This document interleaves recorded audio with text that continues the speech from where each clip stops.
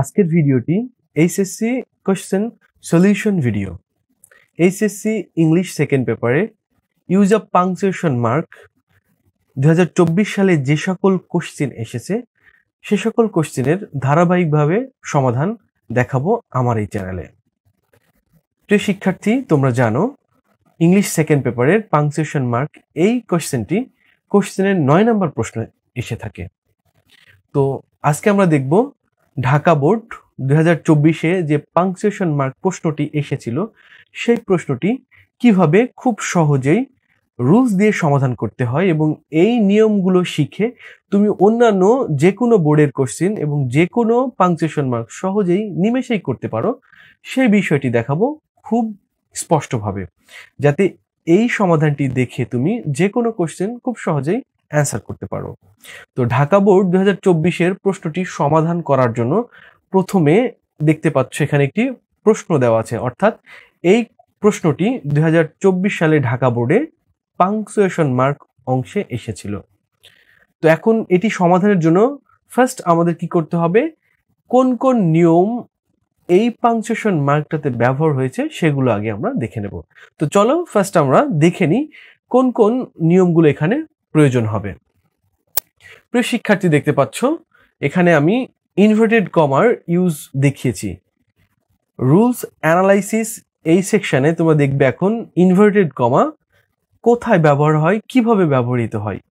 তো প্রিয় শিক্ষার্থী, দেখতে পাচ্ছ আমরা জানি ইনভার্টেড কমা ইউজ হয় রিপোর্টিং ক্লোজের পরে, যেটা ইনভার্টেড কমার মধ্যে থাকে সেই অংশটিকে বলা হয় রিপোর্টেড ক্লজ।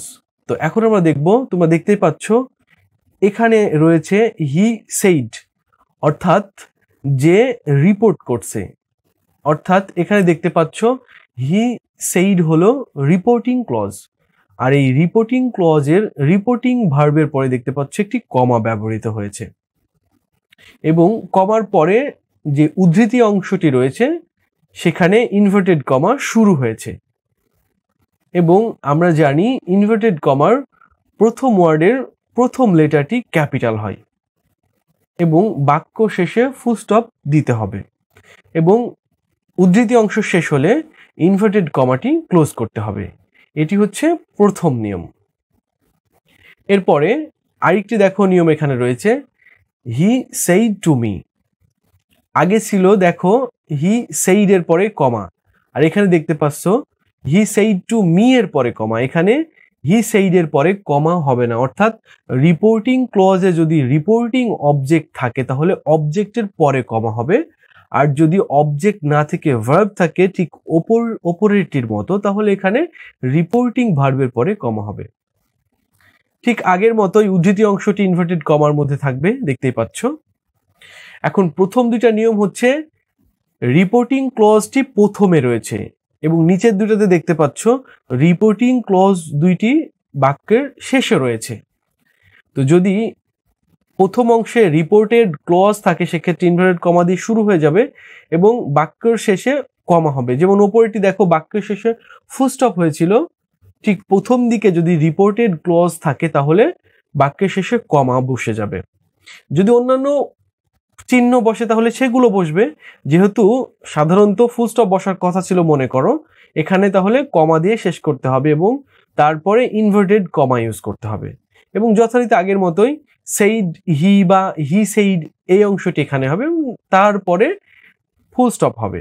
এবং খেয়াল রাখতে হবে যে এখানে হি সেইড প্রথমে থাকার কারণে ক্যাপিটাল হয়েছে, কিন্তু এখানে যেহেতু শেষে বসেছে সেজন্য এখানে স্মল লেটার হবে।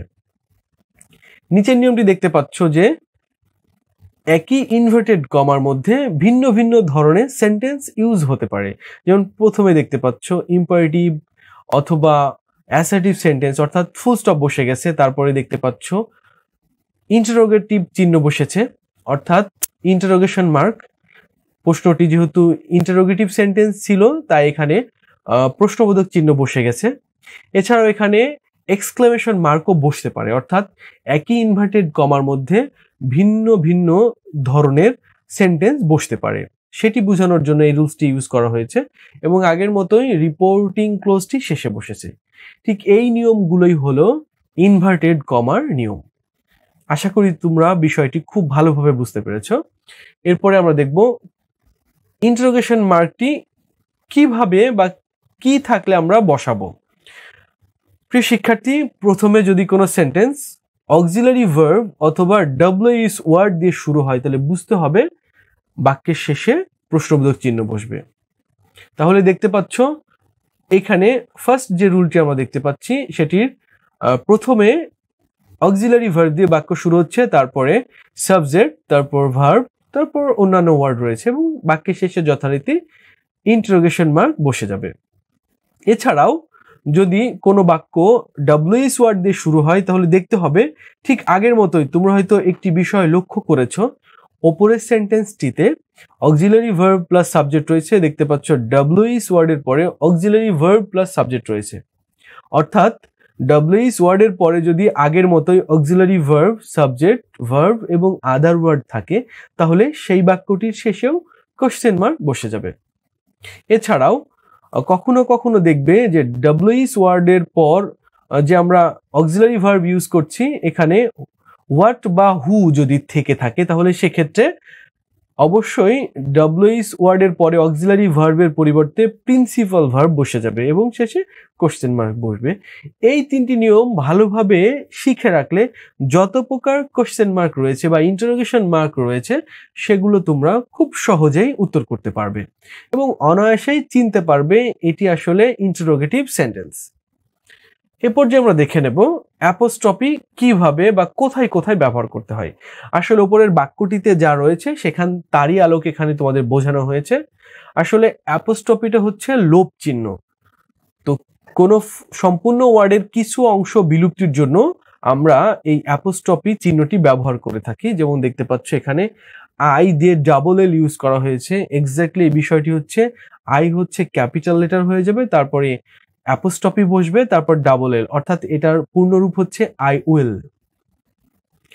ঠিক একইভাবে নেগেটিভ অনেক কন্ট্রাক্টেড ফর্ম বা শর্ট ফর্ম রয়েছে, তারই ধারাবাহিকতা এখানে দেখতে পাচ্ছ। উইল নট এর হচ্ছে কন্ট্রাক্টেড ফর্ম বা শর্ট ফর্ম হচ্ছে ওন্ট, অর্থাৎ WON অ্যাপোস্ট্রফি টি, এইভাবে ব্যবহার করতে হবে।